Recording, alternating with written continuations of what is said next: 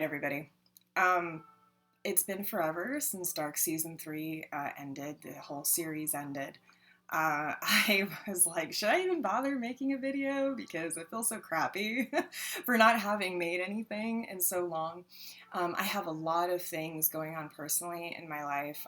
We're still doing self-quarantine here in Las Vegas. As you know, here in Las Vegas, Nevada, our numbers have not fallen off as much as other places, so it's really not very safe to go out and do things, especially since I live with my two elderly parents and I myself have different disabilities. I have chronic pain and spinal issues, genetic, and then I have asthma, so all the wildfires coming in from California, and then our own Mojave forest fire was pretty, was it forest? Yeah, I think it's forest. But yeah, excuse me as I have some coffee to try and properly wake up. So if I sound raspy too, like more so, like more husky almost than usual, that's also why, because I have like a lot of stuff, because somebody's got to walk the dogs.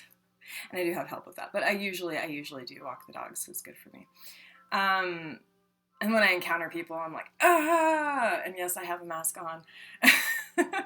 So anywho, Dark Season 3 it left me having an existential crisis for at least 2 days afterwards, to the point that like everything that had been bothering me in the last year and a half came exploding out of my mouth with word vomit. And because there's been a lot of things, fiscally, medical challenge wise, both for me and for family members, and things that have really frustrated me, that do draw out things of why, and all the why is the world like this, oh my gosh, you can't escape, all that kind of stuff, which creepy is pretty much kind of some of the themes that go through Dark. Can't escape Wyndon, can't escape your fate, or can you, and all this interesting stuff. So I feel like that it's a good series. Obviously it's extremely well written, partly through the final season. I started to realize what the only possible conclusion would be for the rest of the season. And when I started to realize that, I was like, oh no, the only possible conclusion. Oh no, and I'm not going to say the spoilers until later part of this video, but just know I wanted to say and go there. Like I was sitting there because I started to think about it when we had that gap between seasons 2 and 3, and I was like, well, how could this end? I think all of us were like, well, how could this end? And then we started watching season 3, right? And by that I mean like us as an audience collectively, right? Started watching season 3, and I think I'm undoubtedly not the only one who started to be like, oh no, like this is the only way for it to end. And once it's revealed, it does, for me personally, it did tear my heart out. It did. I think I have purposefully not looked at any videos, any articles, anything about this, even though I finished this series a few weeks ago, because I didn't want to have any undue influence on how I was thinking about it when I posted this video for you all. And so I don't know what the general MO is of literally anybody's opinion or ideas or discussion about the show. I've even, if I'm not doing that, I'm definitely not on community stuff talking about it with other fans, right? So this is the first time I'm doing that. So what I'm going to say is that I think it wouldn't surprise me at all, because again, I don't know. It wouldn't surprise me at all if there were fans who during the course of the 3rd season initially were like, this is getting too complicated, don't. And there was part of me who was also wanting to there was like a little inkling of me that was like, yeah, it seems like it's getting a little out there, but it wasn't really because of what the kind of science they were using. It's actually not that out there. And again, that's not a spoiler either, because we've been using things related to quantum physics and other fields for since the beginning of the series, practically. So not a spoiler. However, because the writers, and all the wonderful folks portraying their characters have been so excellent at wrapping up loose ends or guiding you through the narrative. I was like, you know what? They use science. They, in the past, have made things more complicated, but have still found a way for me to understand what's going on, and I've still felt intrigued and roped in the whole time. And so I trusted them, right? As the viewer, I decided to trust the writers and trust the folks portraying these characters. And I'm glad I did. It made for a much more enjoyable ride instead of me just sitting there endlessly being irritated about, like, well, if this is going to happen, then what else is going to, what other monkey wrench is going to happen, you know? And of course, like, I still had some of those emotions because that's the natural progression of the storyline, because there are twists and turns and things. But I guess what I'm saying is, instead of letting that eat me alive as a viewer, I had the ability, not everybody does, but I had the ability to place that on a shelf and then compartmentalize and reassess and just be like, refocus and be like, okay, they've got us so far as an audience. I'm going to trust them a bit longer, right? So, for those of you who haven't seen Dark, before I move into spoiler territory, I don't know what I could possibly say to you that you haven't seen in other videos or other articles or other social media posts to convince you to go watch it. And probably, honestly, some of the things I say are probably like, wow, existential crisis and dread. That doesn't sound like a great thing to be going through right now, especially with everything going on in the world. And I'd be like, yeah, it's pretty intense. But I also think that there's benefits in confronting those emotions and those feelings in a creative space, which is what this is. It's a creative piece of art. It's film. I mean, in old days they'd be calling it film because film, but it's communicating message through creativity in a fictional setting and things, series of settings that have bizarre twists and turns to it, right? So, and I think that's the whole thing is, a lot of us are facing burnout right now. That's what happened to me, honestly. So don't feel bad if you don't want to watch it right now. But please, like, if you ever find yourself in the headspace like I eventually did, where it's like, okay, I think I can handle this now. I still had an issue at the end where I'm like, I need space, obviously, or I wouldn't have spent like a few more weeks waiting to post it because I couldn't handle it. But it doesn't mean that it diminishes its value as a piece of creative work. In fact, I only feel like that really speaks more to Dark's value as a creative piece of work. I guess in see, I'm so thrown right now. I can't even. Okay. So in Dark Season 3, like I was saying, it emotionally gets to you and it causes you to have to consider where to put this piece of media in your viewing experience as a consumer, because it's that powerful. And again, I don't think that's a detriment at all. I actually think that speaks to its value as a piece of work. So now I'm moving on to spoilers. Gonna go there. May spend a while, may not. I have no idea. You know how I am, y'all. I ramble. I'm sorry. I'm not really sorry, but I'm sorry. So all I wanted to say was, there was this quote that like really bothered me early on, and I noted this stuff because I just otherwise knew I was going to forget. It was like in episode 4 of this season, season 3. This is spoilers now for season 3 of Dark. So if you haven't, you've been warned. Okay, 3, 2, 1. See, I can't even do it. I try to do it the way you all do, and I can't. My American brain's like, you mean like this? Anyway. The quote this is again from episode 4 of season 3. We think we're all immortal, but in reality, there's often only one heartbeat separating us from the hereafter. And I believe that was Helge who said that. And I think, even though it's such an obvious thing, that I just liked how it was stated and where it was put in the series, because it was relatively early on. Again, it was only episode 3. And I also appreciated the tug of war in this season between the idea that we continually have to explore, which is the idea of a predestined fate versus choosing your own fate, and whether or not either one of them exists, or do they exist simultaneously. And actually, not to get like all super cringy Christian theological religious debate stuff on you. I grew up in a Christian household. I still go to church. Well, now it's online, but I'm part of a really liberal denomination because of my personal social views about how human beings should be treated. The other thing is, please note, part of my family is Latter-day Saint, part of my family's pagan, part of my family's Unitarian Universalist, part of my family is Lutheran, part of my family is Anglican, part of my family is Roman Catholic, very staunchly Roman Catholic, okay? And so you can imagine that sometimes over the years during family get-togethers there are talks, especially during holidays.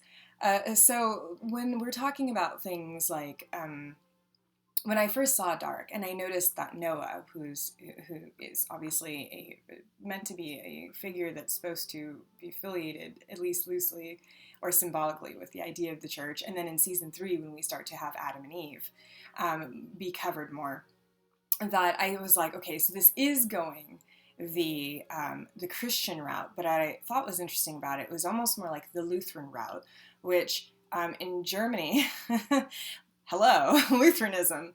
If you don't know what Lutheranism is, you should go look at its theology because it's important. I felt like it actually, if you didn't know about its theology, it may not make as much sense as to why there's an interesting juxtaposition of these quantum physics ideas and theories and things, and then also the old guard of these theological ideas. And I'm getting chills.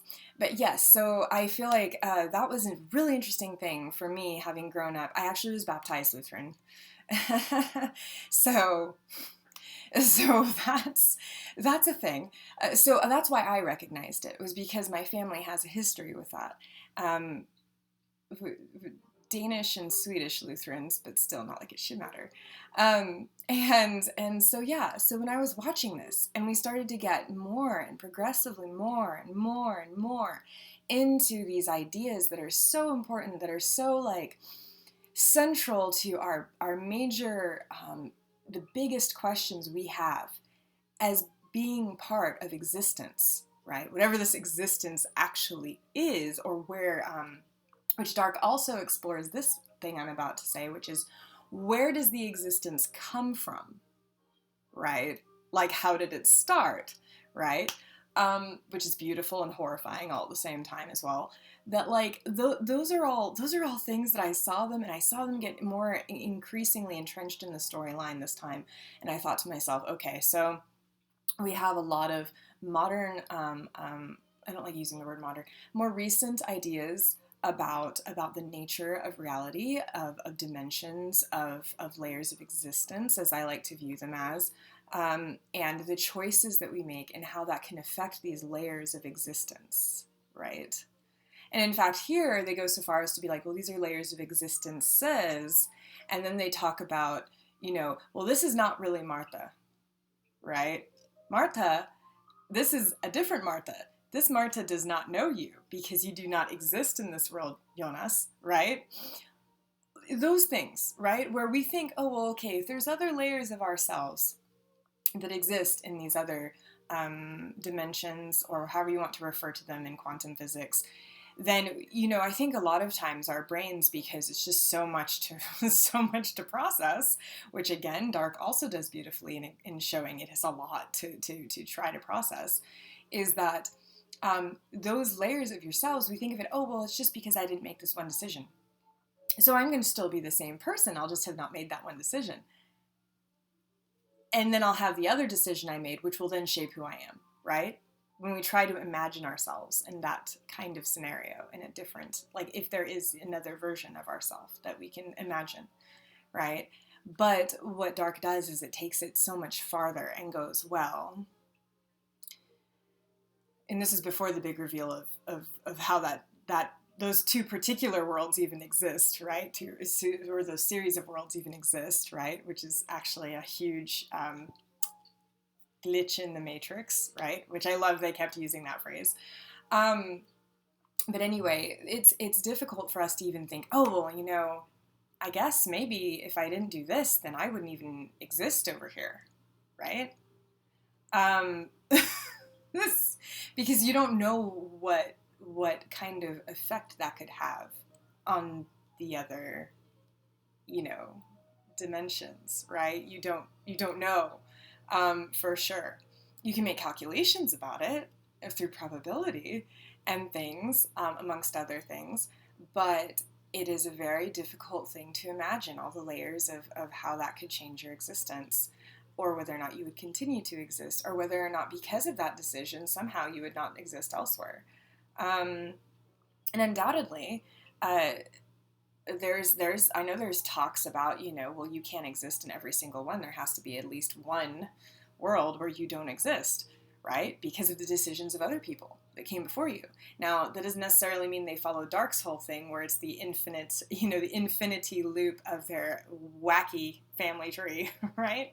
But it does beg the question that if everybody, if beyond you, if your ancestors are also allowed those same decisions, then that means there are multiple places in which you don't exist, right? So those are all things that I started to think about while I was watching this wild ride of the third season, which also was very, oh gosh, the death, so much death in this season, and there was always death in Dark. That's part of what makes it so brutally, I hate to say it, but it's part of what makes it so brutally relatable. Is the fact that like our first few minutes of the first episode is literally Mikhail, who later learns is Mikhail, hanging himself, right? Which is horrific. And the mystery that ensues from there, and just kicks off like everything. And I think what's also fascinating, going there and talking about Mikhail and Jonas and how his initial thing was to figure out what happened with his father, and then now his interest has changed or has expanded to include more people, and then more specifically Martha, right?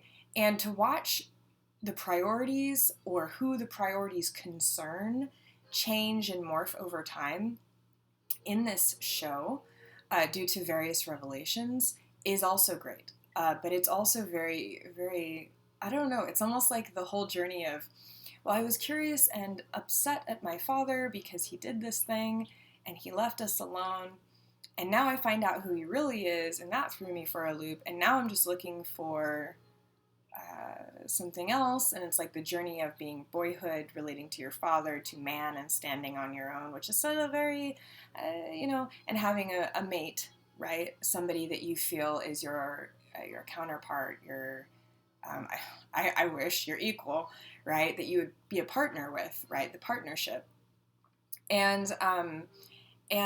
So in some ways, I almost feel like we were watching Jonas kind of go through that stereotypical hero's journey that the males usually experience in many, many stories.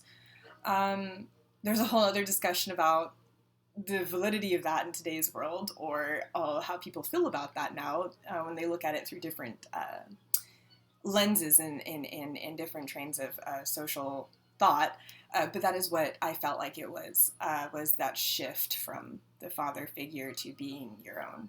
It was, I think, something that definitely happened in the first and second season. And here in the third season, it's kind of like, yes, you're both in this together, and you don't really understand how much between Jonas and Martha. And watching everybody else just go through their own personal hells. And I think that's another thing, is, in the very beginning, we're watching Adam, and Adam has this painting of hell, right? And you realize that to them, Winden is like this limbo. It's this limbo is child's limbo. See, I remembered, fam, I got you. Anyway, it's purgatory. It's like a purgatory. It's like this constant torture loop thing going on. Everybody has to keep losing people horrifically all the time and feel powerless about anything. You feel like they can't do anything about it. They're just stuck in it, and they keep trying. And then in the third season, you realize, no, there are players here at work that are more than you thought, that do not believe they are powerless and are trying desperately to cling on to the idea that they're not, and try to change what they feel may not. They have to do everything they can to try and change things to save people. And that brings me to one of the last themes that is really present in this, that given the fact that you have The more recent scientific theories and viewpoints about this, and then the old guard of like things related to Lutheranism and Christianity and stuff, that that the whole sacrificial thing, okay? I didn't really want to go there, but I almost felt like, I'm like, no, no, no, no. Like, the main ending of this entire thing rests upon the sacrifice of all of the players, except maybe a few, right?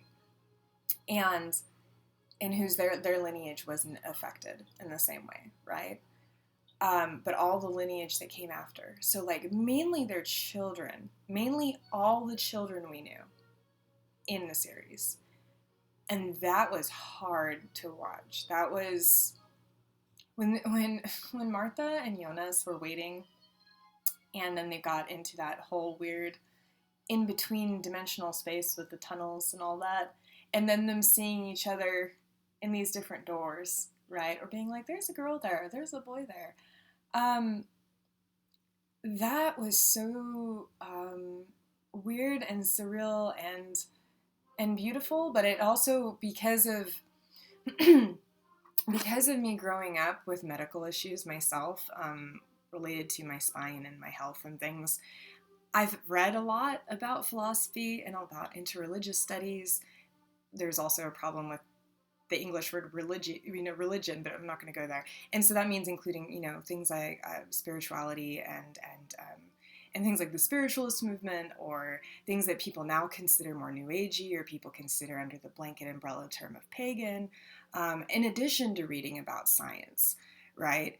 And so I've read a lot of those things. When I saw that tunnel, and all of us do, we hear those stories about, well, somebody died and they said there was a tunnel, right? And it had a light, right? So you don't even have to do that to know that.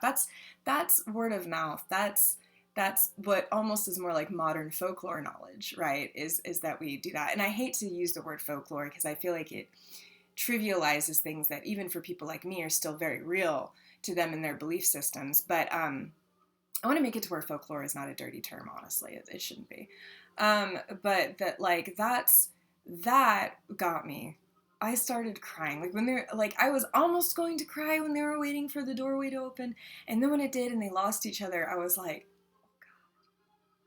because you as a viewer don't know, is this it? Are they ever going to see each other again? Because Dark does that. Dark makes you doubt as a viewer that maybe they're not going to see each other again. Maybe they're not. Because there's some just such horrific things that you watch happen to these characters, especially in the third season, that the writers may not let you have that. So, but then when they did find each other and they were able to go warn the family, it also, she's I think it's his girlfriend razzing him, being like, oh, he thought he saw an angel, And I'm like,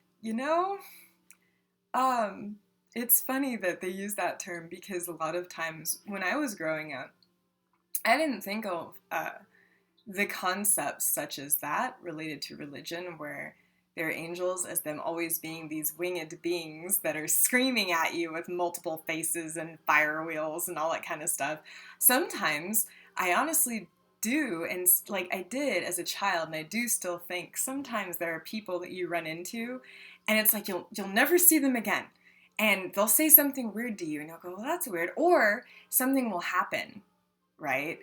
And it'll either prevent you from getting hurt because something stopped something else, or something delayed you getting somewhere. And those are the kinds of weird glitches in the Matrix that do make people think about beings like angels and stuff. And that's exactly what Jonas and Martha did, right?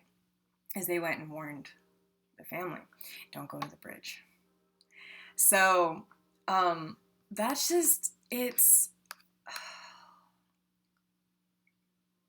yeah, the whole, I'm not supposed to touch my face, but trying to read my notes, make sure I didn't forget anything.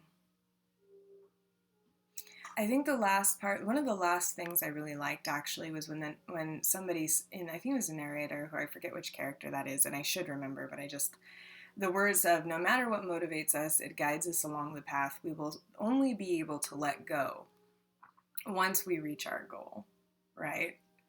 And I think that was a very interesting sentence. And I'm going to read it one more time because it's no matter what motivates us, it guides us along the path.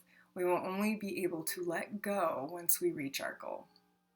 And I think I liked that quote a lot because it didn't have to go and say anything about the fates, anything about the existence or non-existence of a deity or deities. It didn't have to say anything about any of that. It could even be something as simple as, what is the emotions or event or events that drives you to reach a goal, right? Each one of these characters and their different incarnations, if you will, had all of those things.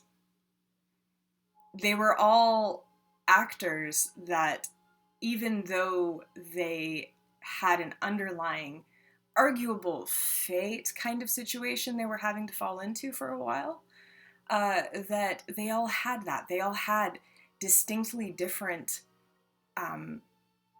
motivations. You get what I'm saying? It's fascinating to me because it goes into another discussion, which is the concept of the individual versus the idea of the collective. So I could go on literally forever, as you know, because it's been way too long, about all this really funky stuff like this that I enjoy entirely, because to me it's very important that people feel like they have the room to discuss these things with other people. I feel like it is very unhealthy to let it sit inside and not attempt to discuss them with other people. And I mean, like, you could sit there and be like, wow, I totally disagree with everything you just said. But at the same time, a person has those feelings and views about their reality for specific reasons, right?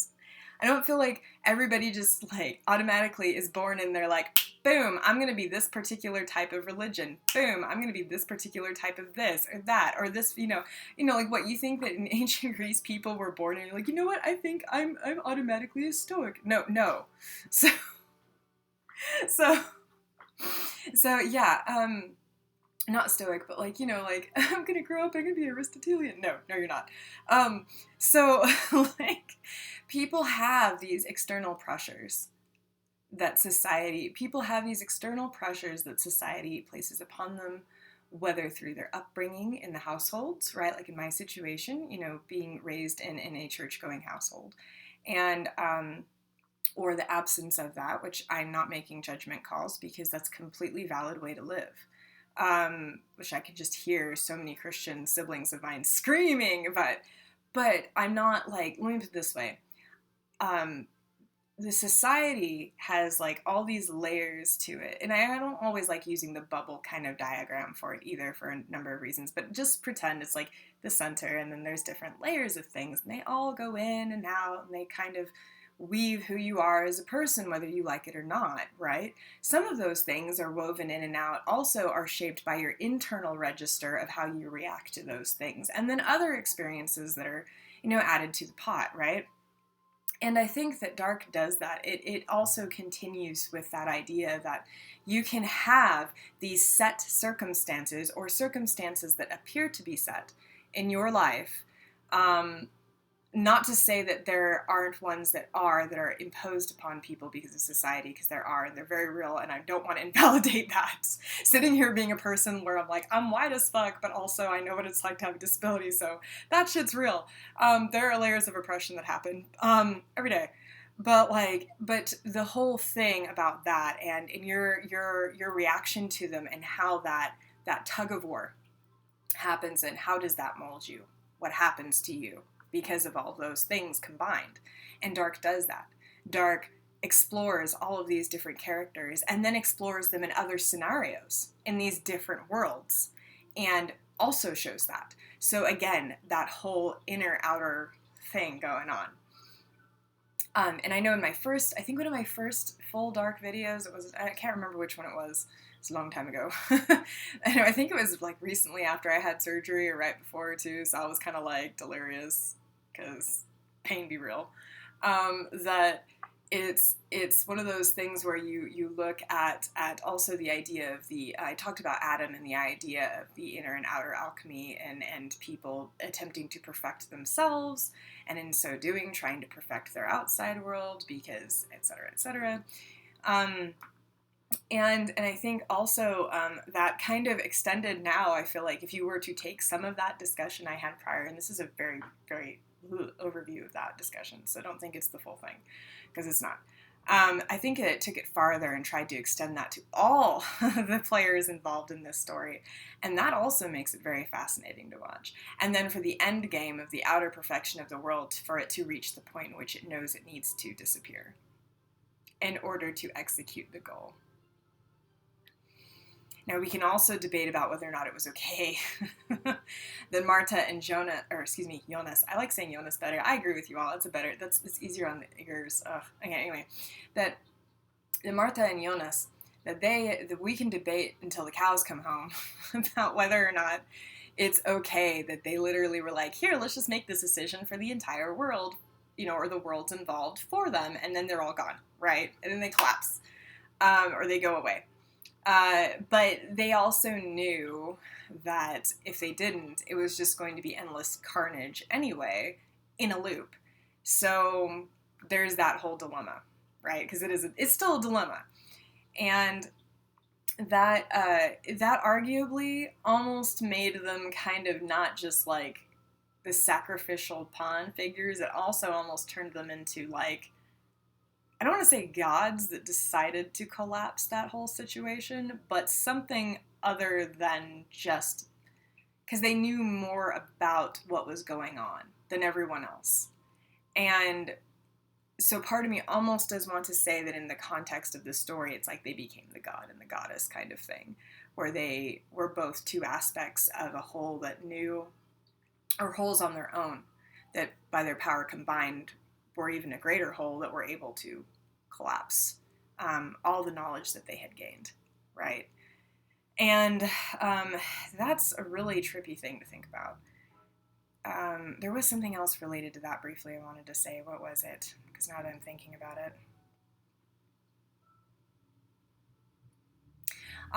Yeah, that has to do also with this whole thing that in theology people debated about, again, like I started with this video, the whole predestination versus free will thing.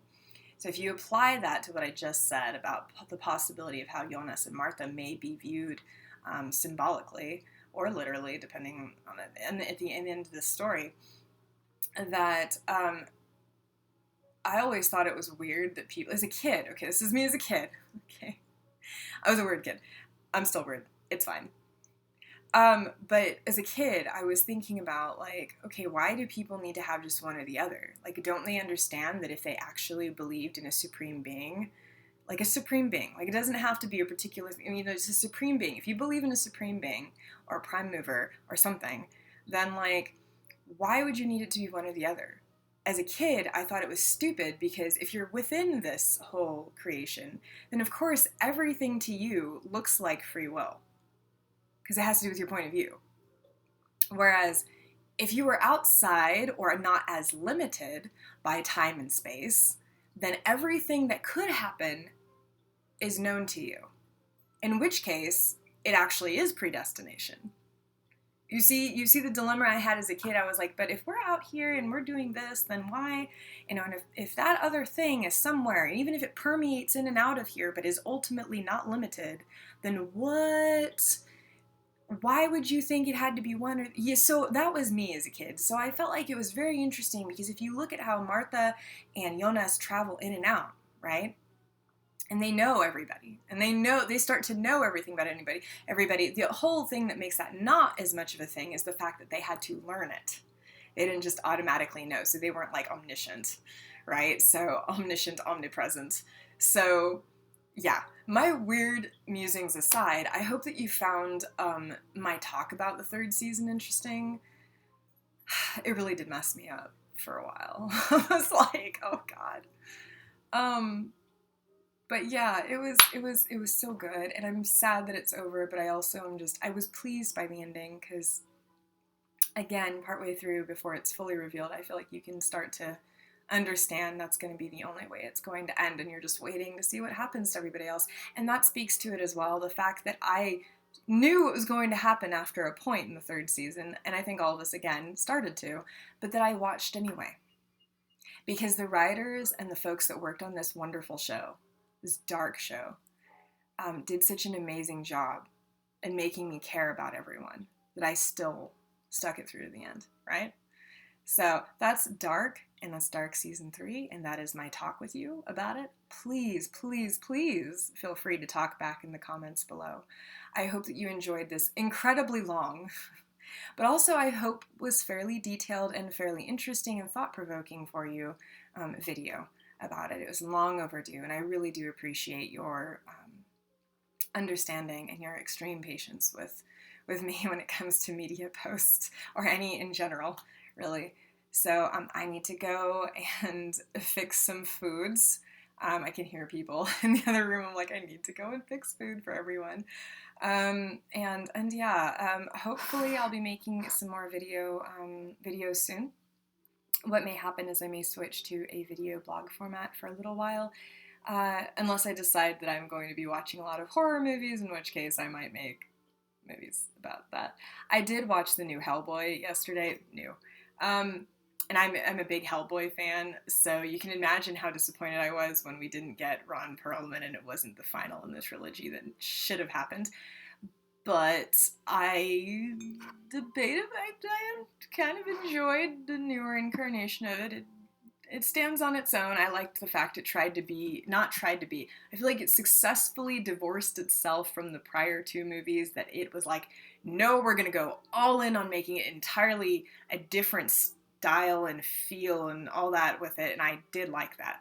I didn't say that I liked all of it, but I did like that. I can respect that, and I do think they were successful in that. Also, some of the CG was not so great, but I did appreciate a lot of the designs. The designs themselves were good. So anyway, that might be another video is Hellboy. I don't know. I'm all over the place. Also, I start doctoral program stuff soon, so you can imagine that's weighing kind of heavily on me, as well as continuing to get the funding I need for my service dog. Which should have been secured, but there's still some paperwork to fill out, so yay, paperwork. I hope you all are okay, wherever you are. Hopefully you live in a place that doesn't have people with heads up their ass like my country, and you are actually able to go outside and enjoy your life more again. Anyway, yeah. Cheers. Take care as you're able, okay? And I hope to hear from you in the comments. I actually really want to know how all of you felt about the final season of Dark, and if you have any rebuttals or anything to add or anything like that to what I said, I welcome that. Do note that any troll type comments, I am definitely going to make roast videos later over, so enjoy that. Take care as you're able. Bye bye.